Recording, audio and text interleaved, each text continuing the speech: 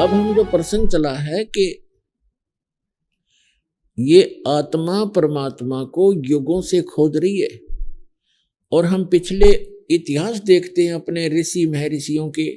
उन्होंने हजारों हजारों वर्ष तपस्याएं की, साधनाएं की, अनुष्ठान किए कि भगवान मिले कल्याण हो।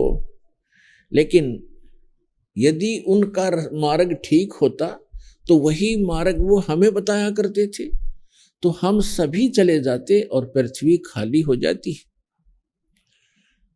अब यहां शंका एक और उत्पन्न होती है। कई भक्तजन श्रद्धालु कहते हैं कि यदि पृथ्वी खाली हो जाएगी तो यहां कौन रहेगा।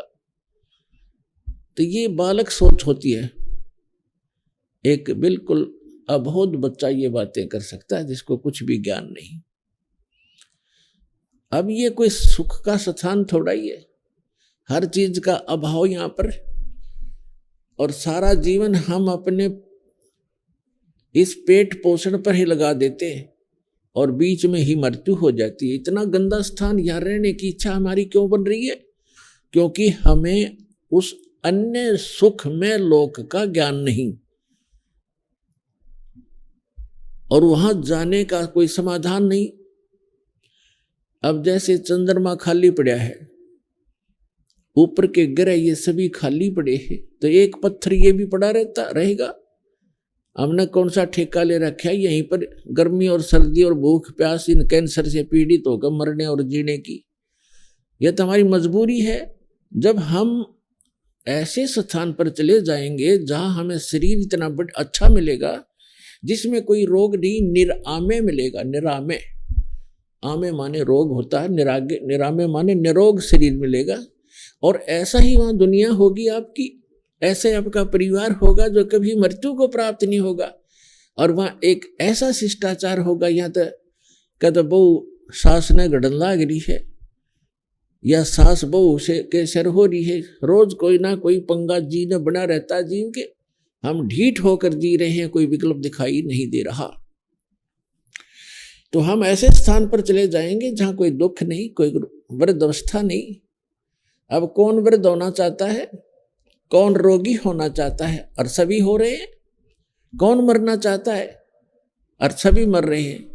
तो ऐसे गंदे लोक में और फिर कोई ये कहे कि ये खाली हो जाएगा, ये तो जितना शीघ्र खाली हो उतना अच्छा। ये रहने का स्थान है। कहीं फ्लड आ रही है, मर गई दुनिया, कहीं पर भूकंप आ गया है, कहीं पर वैसे सूखाग्रस्त, कोई रोग से मर रहा है, कोई किसी तरह करा रहा है।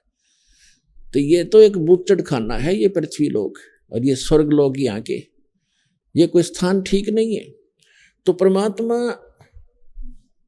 की खोज में हम युगों से लगे हुए हैं, और यदि उन ऋषि महर्षियों का मार्ग सही होता तो हम चले जाते वहां पर, हम इस संसार में नहीं रहते। इसका कारण यही रहा कि हमारे सदग्रंथों का भी ज्ञान हमारे धर्मगुरुओं को नहीं था। वर्तमान के अंदर तो बिल्कुल ही बिजली गिर गई है, और विशेषकर इस हिंदू धर्म में तो कमाल कर दिया। जितना भक्ति का इस अध्यात्म मार्ग में जो घोटाला देखा है इस हिंदू धर्म के अंदर, और अन्य धर्मों में नहीं देखने को मिलता। अन्य धर्मों के धर्मी जैसे कोई कुरान शरीफ का मानने वाला है, कम से कम कुरान शरीफ को आधार तो मान रहा है, और उसके अनुसार जैसा भी उनकी परंपरा वो एक ही तरह की भक्ति करे। इसी प्रकार ईसाई धर्म में देख ले, मुसलमान सिख धर्म में देख लो, और हिंदू धर्म में देख ले, जितने गुरु उतनी ही पूजा, जितने जो ज्ञान है उतने ही देवता। कोई कुछ पूज रहा है, कोई कुछ पूज रहा है, कोई कुछ बता रहा है, कोई कुछ बता रहा है, कोई आधार नहीं। जबकि हमारे सदग्रंथ हैं, उनको तो देखिए हम झांक के। तो हमारे धर्म गुरुओं को हमारे धर्म ग्रंथों का भी ज्ञान नहीं था। इस कारण से हमारे उन अनमोल रत्न, जो अनमोल खजाना हमारे घर में छुपा पड़ा था, ये हमारे धर्म गुरु उसको हमारे सामने रख नहीं सके, जिस कारण से हम गरीब से गरीब होते चले गए। हम आध्यात्मिक गरीब हो गए, निर्धन हो गए। कबीर साहब कहते हैं, कबीर सब जग निर्धना और धनवंता ना कोई, धनवंता सो जानिए जिस पर राम नाम धन होए। तो हमारे पास राम नाम धन नहीं रहा, जिस कारण से हम भिखारी बन गए। तो पुण्यात्मा, अब हमने फिर धन, राम नाम के धन को पुनः संग्रहित करना है शास्त्र अनुकूल साधना करके।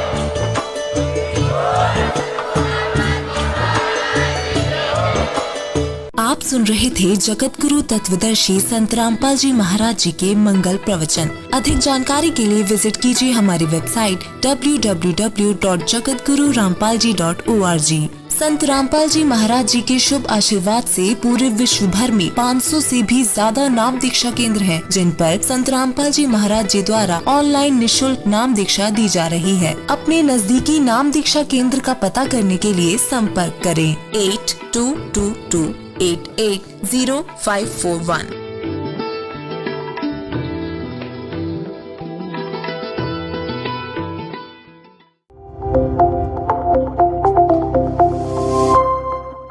सत साहिब, अनोखे आध्यात्मिक ज्ञान को सुनने के लिए हमारे चैनल को सब्सक्राइब करें।